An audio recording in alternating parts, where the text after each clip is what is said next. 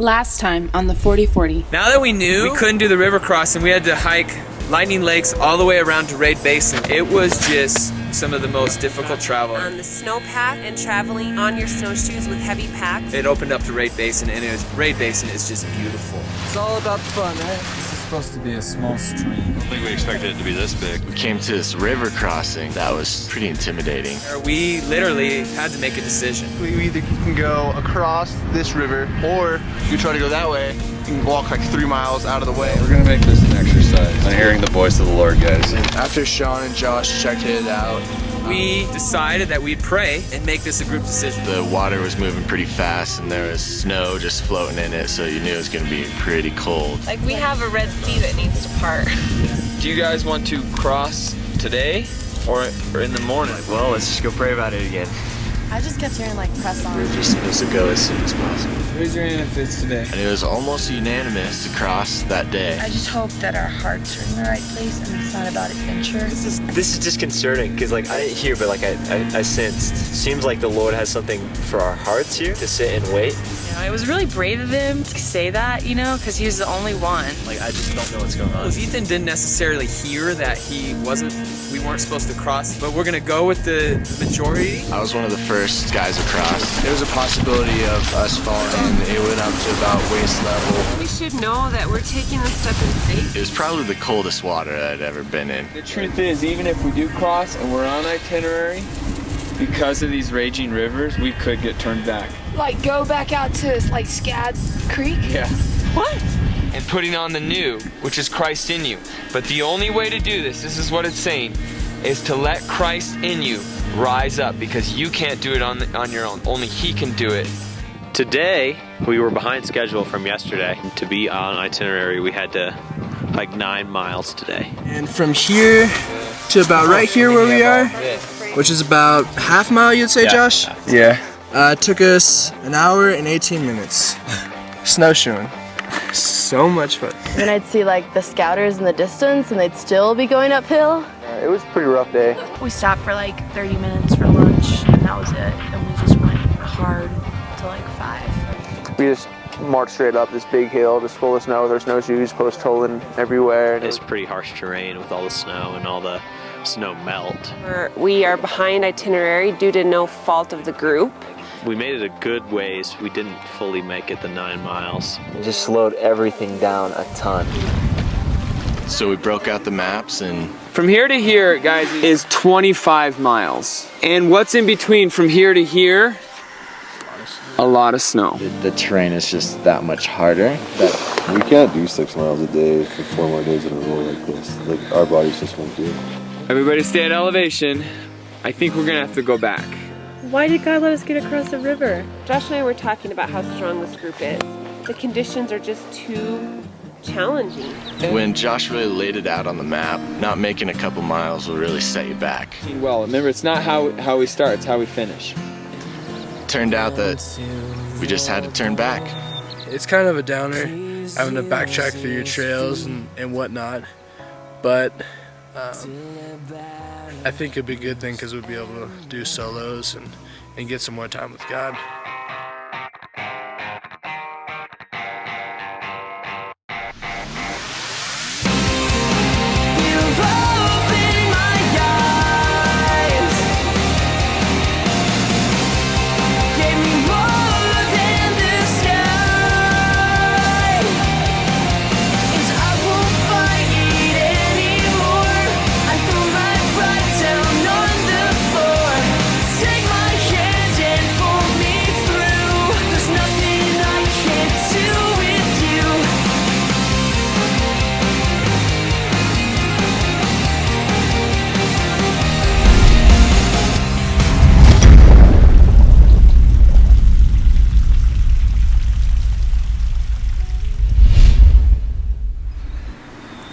So, 2 days ago, we came to this river crossing back here. It's behind me. And the LOD of the day, Sean, was working with our instructor Josh to decide if we should try and cross it or not, because it was fairly high. Sean decided that we should all pray about it, spend some time and asked the Lord to tell us. And so we all went off on our own and asked the Lord to tell us. You guys remember when we prayed about crossing the river? And remember, all of us, like, we felt like the Lord said cross, right? And then we kind of hit a wall and we were like, man, we could do it, but we just don't feel right in forfeiting the solo, as well as it'd be way too exhausting for us to continue at that pace for the next 24 days, right? Because we know the mountaineering section is going to be very challenging. And we need to use this time to really seek the Lord and just, that's why we're here, right? Well, and Ethan got an interesting word. As I was praying about it, I heard the Lord, like I felt his presence, and I heard the Lord saying, I've prepared a place for you here. And I was like, okay, maybe there's something for us here. Like, that's what I knew. And so I thought maybe, I guess that means stay. So I come back and I'm like, and something else that was impressed upon my heart is that I needed to, I felt like the Lord was like, Ethan, if I tell you something and everyone else has something else, will you go ahead and say it? Like, I had this sense of like, will you believe me even when it seems like you didn't hear from me? Is kind of the sense. Or like, if everyone else disagrees, will you stick with what you've heard? And I was like, yeah, Lord, I will. But I come back and I say, I think we need to stay here. But everyone else, except for like one other person, were like, I think we should cross today. So the group was unanimous at this point, and I was still thinking we were supposed to stay, and that was kind of hard. But the leaders decided that we were going to cross, and I figured that the Lord always honors authority. And so I was like, I guess I'm going to need to go with it. And I kept feeling this in my heart, that there was something. And when I went and prayed back the second time, I felt like maybe there was somebody that needed something changed in their heart, or that needed prayer. And so before anything else, I was like, guys, you know, does someone need prayer? Is there something that someone needs in their heart? Because I'm really feeling that. And no one said anything, so I was just like, okay, whatever. But there was a person on my mind specifically at that point, like, that I felt like the Lord was bringing to my mind, and that was Tasha. I really wanted to say something, and but I'm not like really good about like bringing like my issues into attention in front of other people, just because I struggled with like just self-reliance and like not, you know, showing weakness. So and that was something like the Lord was working on with me that day. But and so I didn't say anything, and then we crossed the river, which went really good. But Ethan came up to me afterwards and was like, I just feel a strong need to like pray for you. Is that okay? She's like, well, yeah, I mean, I always need prayer, but then she shared something more specific that that she'd been dealing with today, like after she had a fall that day, and there was something kind of going on spiritually, and she just sort of started tearing up. I remember when he put his hand on my shoulder, like I just felt God kind of touching me, and not in like a not really like a powerful way, but more of like a gentle like tenderness, and so it was just really humbling, and I felt just, I guess, really special that day, like with the Lord, and the fact that he used Ethan to kind of come through him was really cool. And I prayed for her for that, and I felt like the Lord really kind of worked through me there, and I was like, okay, maybe that's what the Lord had for me. I don't know. Maybe that's what the Lord had for us. So we crossed, we hiked for a day, we got to our next camp, and then the snow conditions were too bad, and we didn't think we were really going to be able to make our ration and still have our solos and stay on an itinerary. And so after prayer and decisions, the leaders decided to bring us back.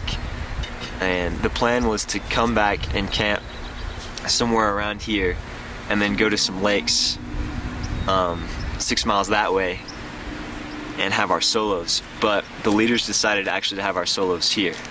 And at that point they were reminded, as Josh said that the other night, he actually said, like, Ethan, now wait a second, this is interesting, because didn't the Lord say, I've prepared something for you here? And I really think the Lord was speaking to the whole group when I heard that, not just to me. That's why I didn't really feel like we should go across. But now we're back here on the same side of the river that the Lord spoke that, where he said, I've prepared a place for you here. Did you realize that, dude?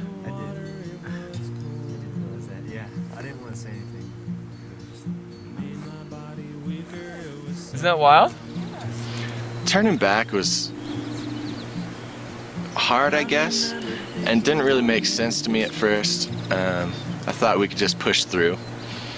I mean, it would take a little bit of extra effort. People would just have to, I guess, just man up and charge it, but probably wouldn't have been the best thing for the safety and the morale of the group. So we turned back, and at that point, I just realized that, like, what is this trip if we're just stuck to our own itinerary? I'd much rather submit to God's itinerary. It started to rain on our way back, and it was cold and kind of a bummer, and was just really worn out.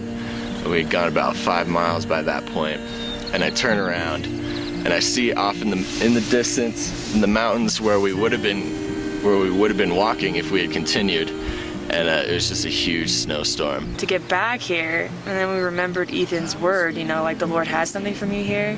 And then for me specifically, just walk humbly with your God, you know, like, I get it now. Like, this is like a Humbleina moment for me. It was definitely good that we turned back. God definitely had his hand in it, and we're all very blessed to be out of the snow right now. So we want to now take you guys this solo from here, boom, to here. Everybody needs to be expecting something, because God uses the prophetic to foretell of something that he really wants to do, right? And that was a prophetic word to all of us. Yeah, please do. I had something for Father that I just didn't say at the time because I didn't know if it was even relevant. But it's really something. Just expect big things from me. That's what he said. So you guys, we're here. We're supposed to be here. I think in the season before this, I had a hard time hearing the Lord. Maybe from my own distractions or from my own chaos and busyness of life. But I just couldn't hear him even when I was quiet. And so going into the solo, I'm really hoping that God just reveals himself to me and is able to speak to me, and I can hear his voice once again. And I don't know what great things ahead means. Maybe something in the solo, which I'm hoping for. That'd be pretty sweet.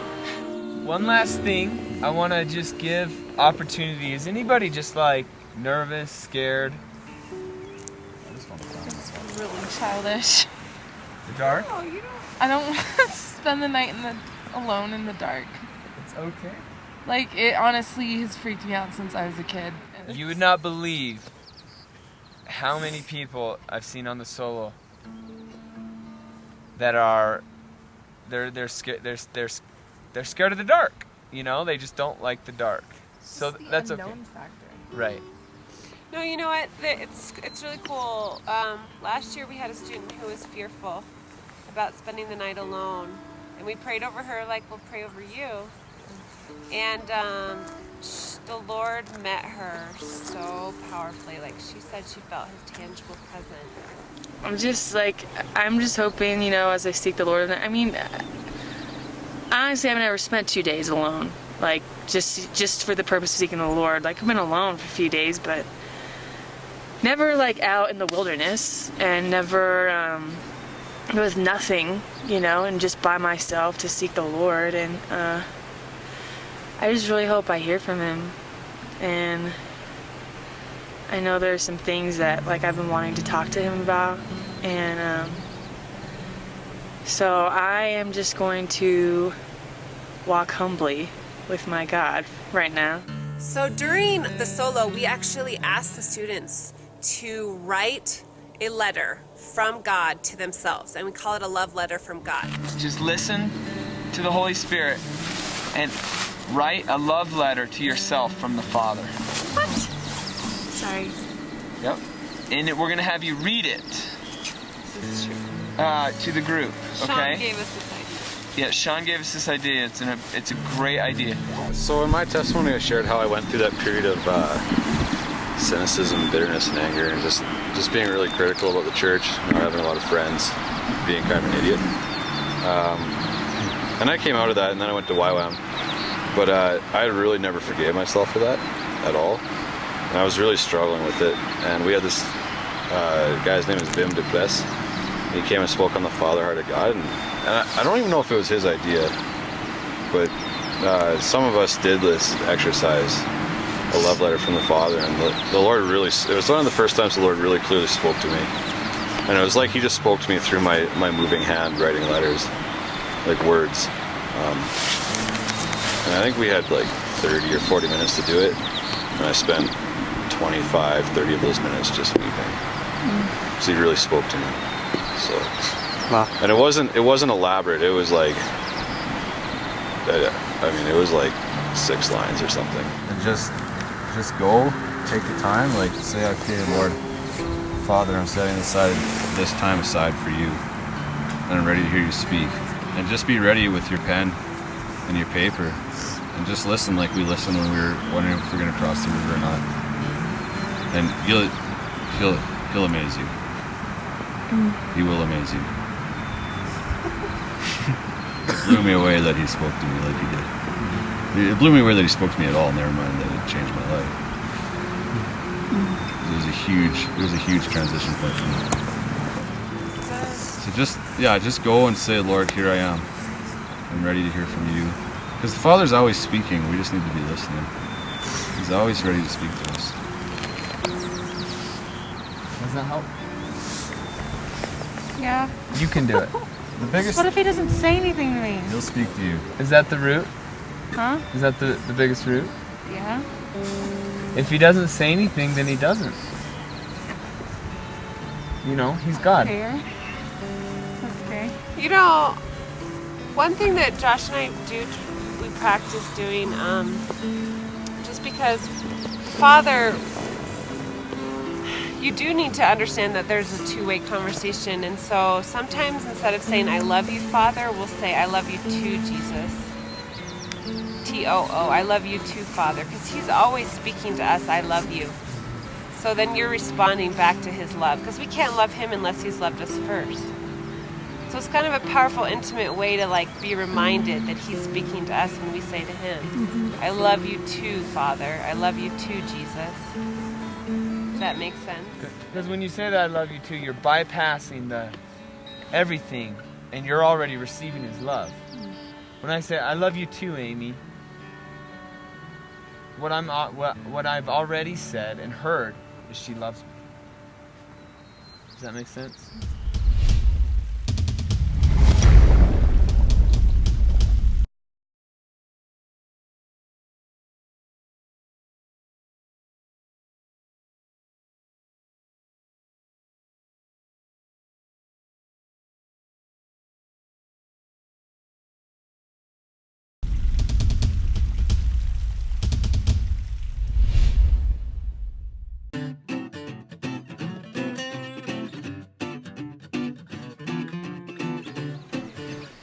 So today the solo begins, which is awesome. This is a pivotal time in the course, and today we woke up early and we have all of the students and the instructors, we also do a solo, gather together and we pre-cook all of the food for the solo. And the reason for this is that we're going to be dividing up cookware as well as tent wear, so people need to have food already pre-cooked, like making your pancakes that you can eat cold. So only one person's going to have the stove, and the group has to determine who's going to be able to have the stove.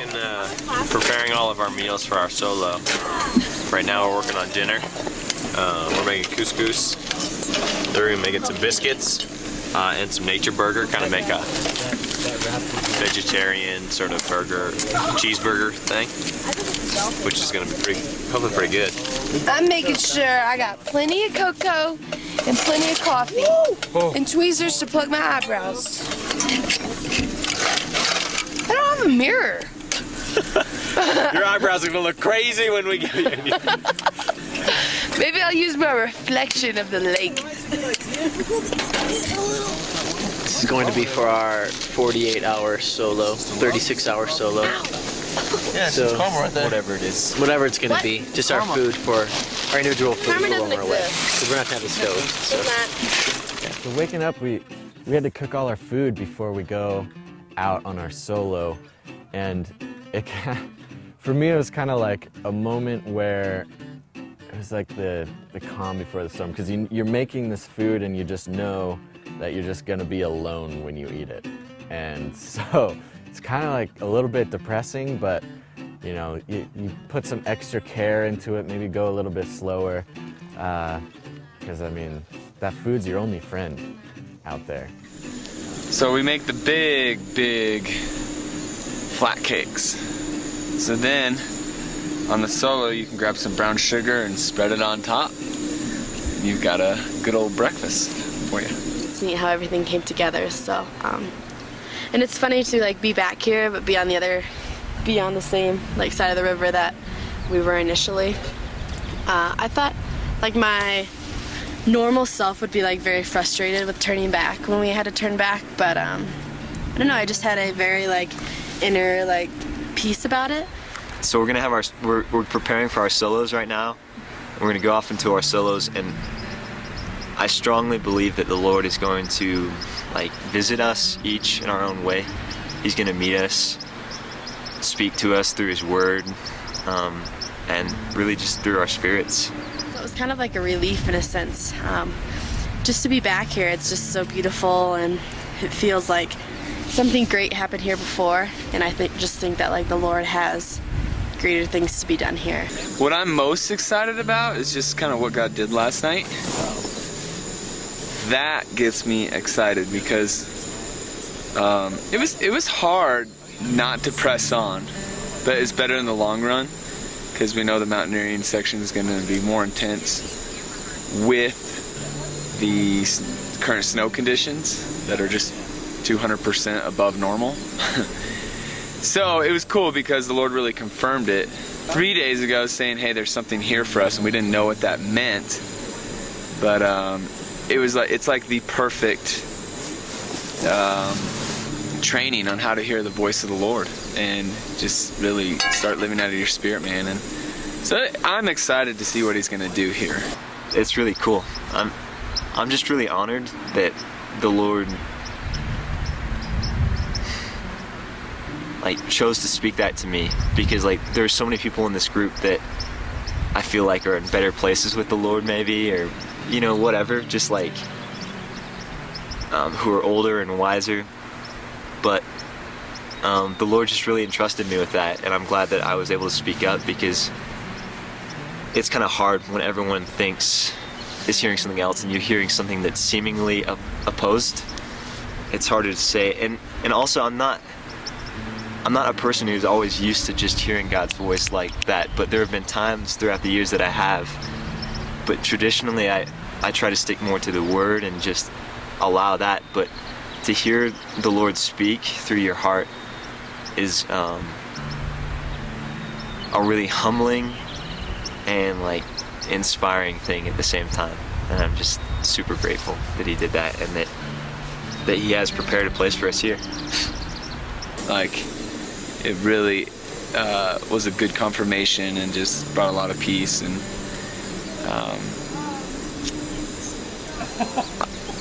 I think there's gonna be some pretty significant stuff. You know, if we would have kept going, it would have probably lowered the elevation of the course because it had been so intense. We wouldn't have been able to continue to press in. You know, SROM is good, but it's a means unto the end, and that's the glory of God. And so instead of just going hard, we're pulling back a little bit and just gonna let the Lord speak to everybody's heart. I think for Ethan too, like one of his expressed desires was to be able to hear the voice of the Lord, and so it's so awesome to see the Father just really confirm that in an undeniable way, that I spoke to you, son, and it was different than everybody else, but it was me, and he affirmed him by bringing it to pass in a way that is undeniable, that it was the Father. And so that's what really, when Josh and I were talking about it last night, that's what really got us excited about being back here, is like, it's more important that a son comes to a realization of how much his Father loves him and understands the desire of his heart and speaks to him than for us to make it to Bald Mountain Basin, and so that was really a confirmation for us as instructors that although that was a hard decision, it was the best for the group, and it was actually what the Father had told us through Ethan. So it was really cool. And everybody's learning this here, like out here it's just so beautiful and amazing, but at a point in time you can actually live under creation versus over creation. And as sons of God, as we step into our identities in Christ, you no longer live under creation. So when plans change, it doesn't determine your internal frame of reference. Like, your internal frame of reference is Christ. And so this is really, these last 5 days have been the Father's object lesson for us in learning how to live out of our spirit and put Christ as our internal frame of reference. And he's backing it up through these guys who are really stepping into new places and knowing him. And they're really learning how to be led by his spirit and make difficult decisions, like crossing the river, and even faith decisions. Like, there's a saying, like, faith spells risk, and faith that won't always make sense, because God doesn't always do things the way things add up in our minds. His thoughts aren't our thoughts, and his ways aren't our ways. But we're on a mission to make them that way. But the only way we're going to do that is when we start acting out in obedience. And obedience will not always make the most sense out of it. Yeah, that's good. Yeah. And so learning how to live over creation takes a lot of faith, a lot of obedience, and is a process of excitement, because you'll always find yourself back like, oh man, Lord, you are, and you had something more for us. Sean had shared with us about having people sit down and write a letter from the Father, a love letter from the Father to the individual.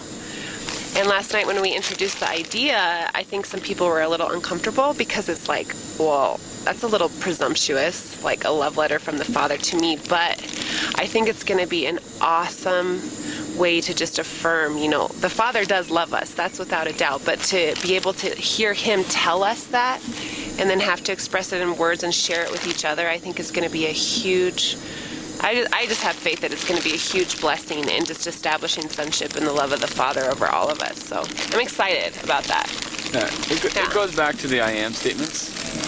Your Father is the one who speaks identity over you. Yeah. And so many millennials, there's such an identity crisis because of the lack of fathering. It's a fatherless generation. So they try filling their identity with counterfeit identities. And there's only one true identity, and that's the eternal identity, because that's what's carried on, and the only way you get that is from your Father in heaven through Jesus Christ by the Holy Spirit. So when as everybody's making this transition from a believer to a disciple that's established in their sonship, they're really learning how to receive identity. It's like that saying, you can fish for someone, but then they'll never learn how to eat. If you teach them, you can give a man a fish, and they'll just eat. But if you teach them how to fish, then they'll be set for life. And that's pretty much what's going on here. So, and not to mention we have wonderful pancakes. Look at this. Woo! Let's flip that sucker. Oh boy. Here, do you want me to hold it, or you got it? You got it? What hand do I need to flip? You should capture this. All right, let's see it. Ready? Yep. Oh, Lozzie. Oh, Proxy. Oh! Woo! Give it up. Nice. So anyways, God's good and he loves us so much. So, Amen. you know, and for me personally, like, for 7 years I've been able to be like, boom, boom, boom, this is how the 40 goes. This year, I couldn't tell you what tomorrow holds. And I think a lot of, based on what I heard, everybody in the winds is kind of like, oh, this is an eye-opener. But it's cool because it's not about the programming. It's about Christ and his kingdom, the glory of God. So no matter what comes our way, there's always a redemptive purpose in it. It's more beautiful now than ever. Yeah. It's also been a growth experience, you know, just in the trusting of the Father. But I mean, it's a beautiful day in a beautiful place, and we're about to embark on a journey alone with God for a couple of days. So what more could we ask for? I'm really excited for the solo. I really like to be alone, and I think that's like when I connect with God the most, especially like when I write and just like think instead of like really like be around a lot of people and talk about things, which is good too, but it's kind of a balance for me. Last night worship was really great. I think everybody was kind of in the mindset of getting ready to go on the solo, so everybody was really seeking what God had for them. Worship for me is a big thing. I really get energized and charged by the Holy Spirit. It's just overpowering and awesome, and being able to do that kind of recharges your spirit, makes you feel alive again, and makes you feel that God's there and just wants to hold you tight. And so during worship, I just felt overpowered with the Lord, and I think it really prepared us for a solo, just because we haven't had time to worship, and now it's just all the time in the world. People were getting words and visions, and personally, I just had a really strong experience with the Father's heart, and kind of that's when He gave me where I was supposed to go for my solo, and we kind of started, or I kind of started doing this thing where we say, "I love you too, Jesus," already receiving the love that He's given to us, and so I just started saying, "I love you too, Jesus. I love you too, God," and He spoke to me. He's like, "I know you do, but you don't really understand how much I love you." I go, "No, yeah, I get you love me, God. I love you too." He's like, "No, you don't get it." And so, but He's like, "Tomorrow I'll show you."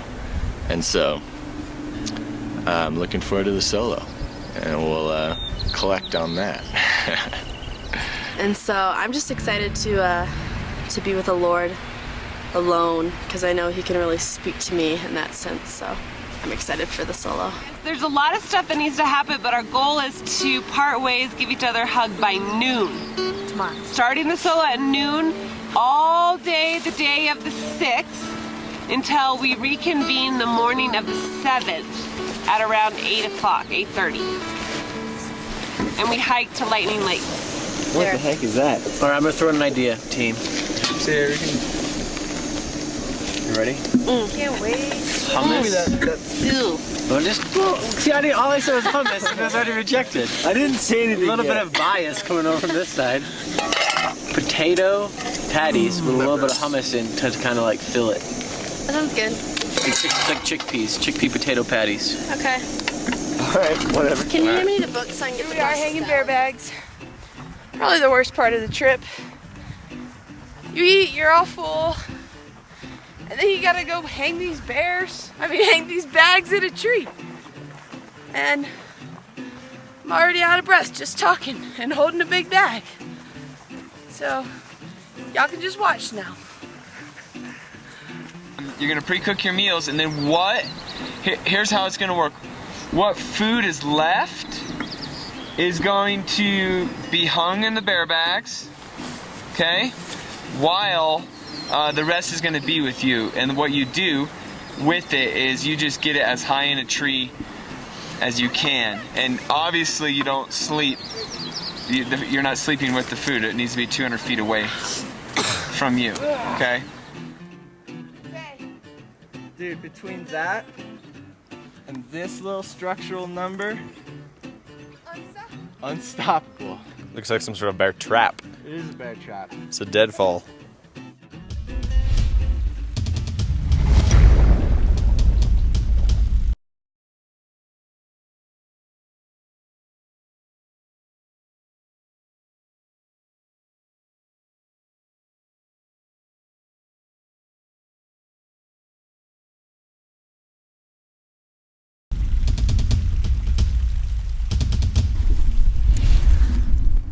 Just moments before our first solo. We're about to embark on a little over 40 hours of just mano-a-mano time. Solitude. Us and Jesus.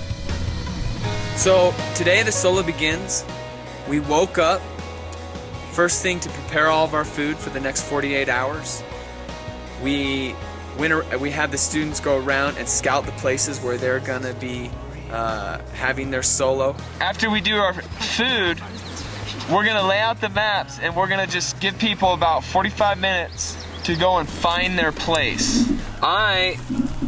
Tasha, you're over here, right? Yeah, I'm gonna come over here to bait. Alright.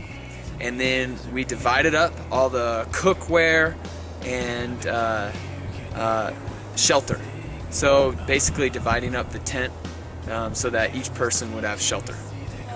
I'm excited about the solo. I feel excited. It will be a chance to just quiet my spirit before the Lord, to be able to focus, also have some rest. We've been going hard, and just rest, be still before the Lord, bathe. Hopefully the weather will be nice, bathe, and yeah, I'm feeling excited about it. I think some of the students are a little nervous. Some students have, certainly never been alone for 48 hours in the wilderness, and not sure how it will be in terms of bugs and marmots and, other potential hazards, bears.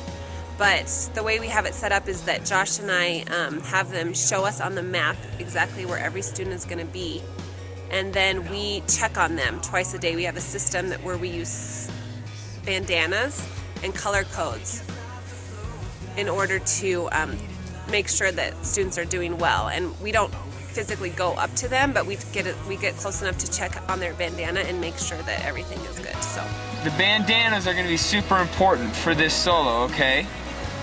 Red in the morning, 3 o'clock, you do your yellow bandana or your blue. Okay, so make sure your guys' flags are visible.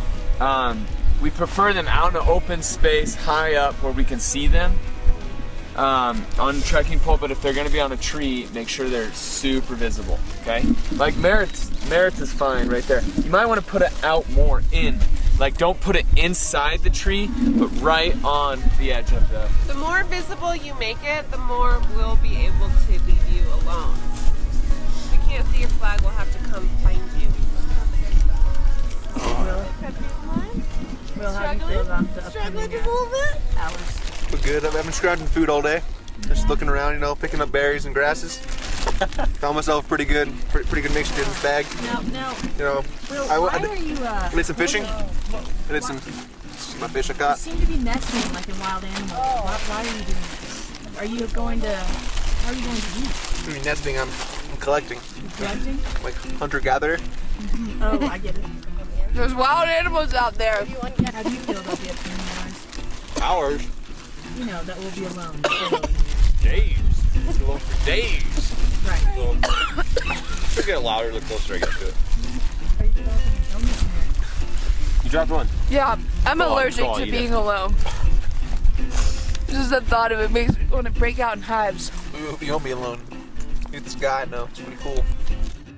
I think merit really keeps me grounded in certain situations because I know whatever situation I'm in, and internally I'm having to deal with, it's I can always just count on Merritt making me feel better about my situation. I think she's staying kind of where we all started. She's not hiking out. So we're all gonna meet back and like meet her there.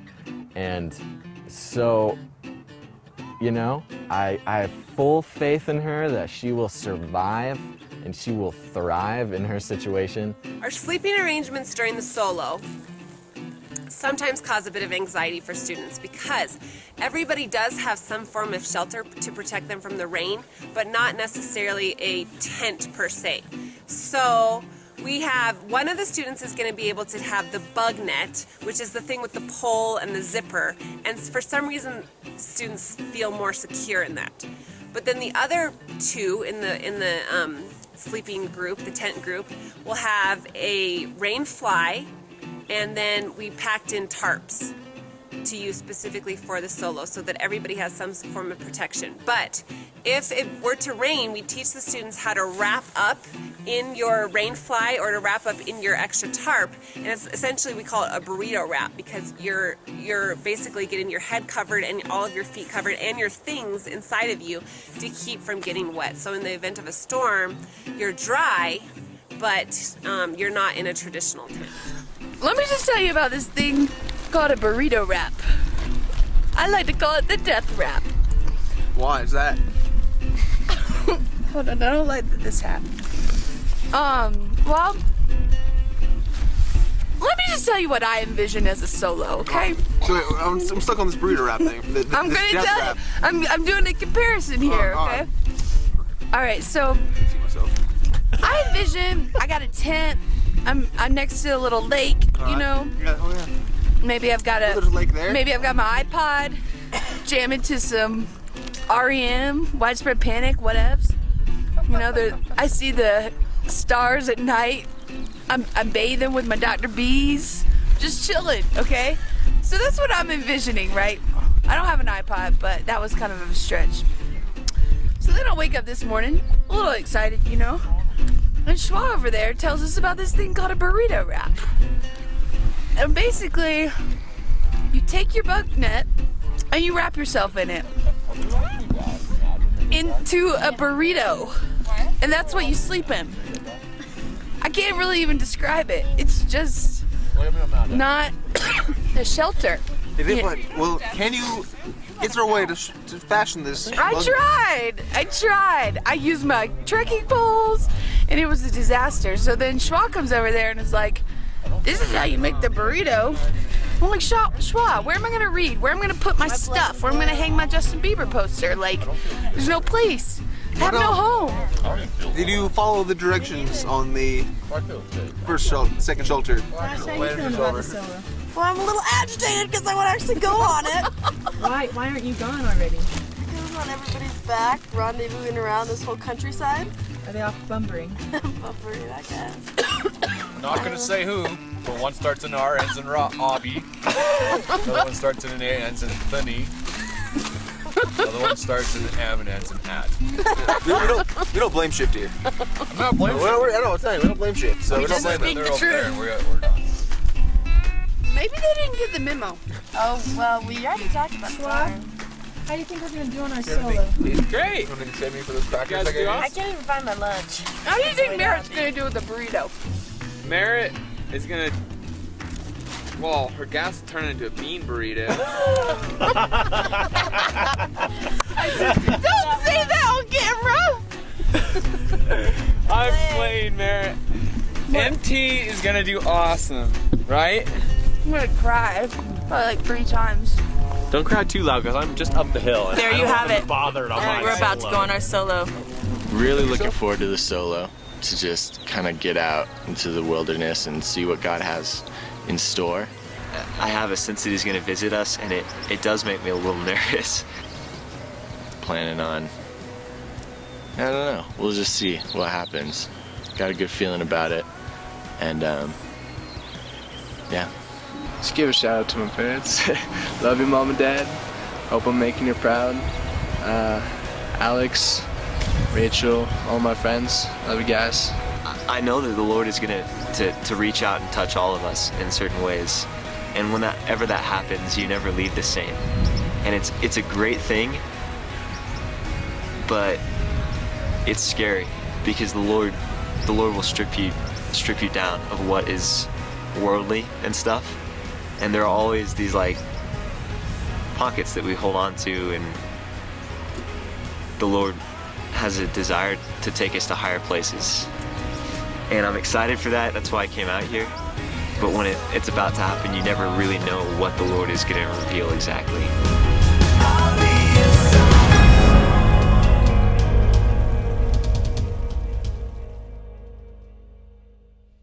Mano y mano. Here we go.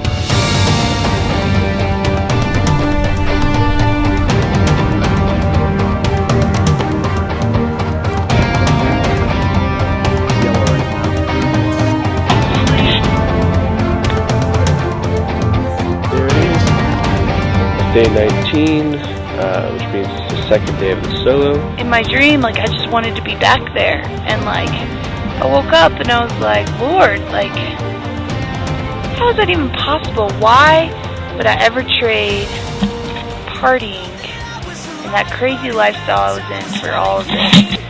Just doesn't get any better than this.